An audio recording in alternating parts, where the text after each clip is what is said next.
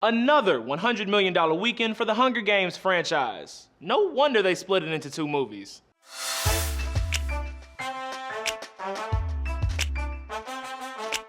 If we burn, you burn with us. Jennifer Lawrence and the Hunger Games still have the magic, taking the #1 spot at the box office this weekend and bringing in an estimated $123 million.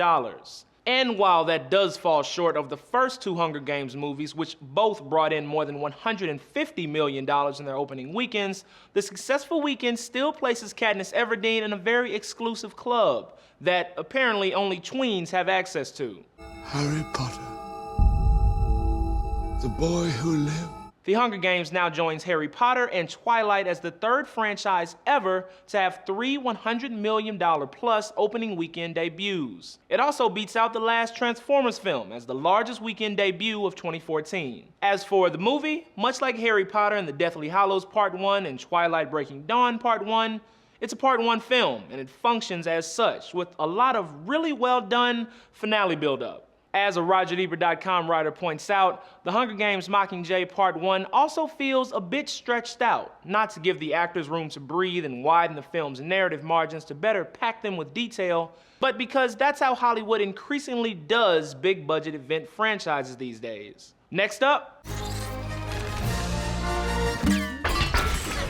Big Hero 6 takes the 2nd slot at the box office this weekend, bringing in an estimated $20 million and staying in the top 3 for a 3rd weekend in a row. Also showing a staying power that Dumb and Dumber 2 couldn't pull off. The comedy was kicked back 3 spots from 1 to 4 this week. We're not meant to save the world.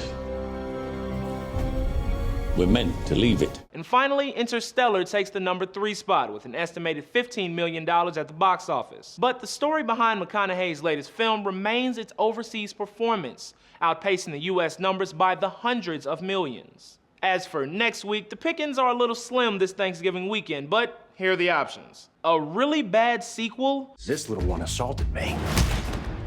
What? He's Fight Clubbing himself! We got a Fight Club! Or an animated kids movie?